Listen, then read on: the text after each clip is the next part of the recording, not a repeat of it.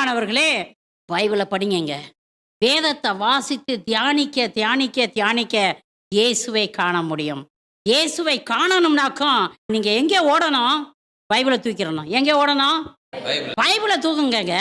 இயேசுவ பத்திய சகல காரியங்களும் அங்கே இருக்குது.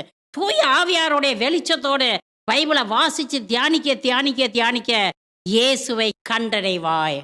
Price the Lord. நான் இளம் சகோதரியாக இருக்கும் பொழுது இயேசுவ காணணும்னு சொல்லிட்டு ஒரு ஆசை எனக்கு இருந்துச்சு. நான் என்ன செய்தேன் தெரியுமா? பைபிளை எடுத்து வரி வரியா, வரி வரியா, வரி வரியா வாசித்து தியானிச்சேன்.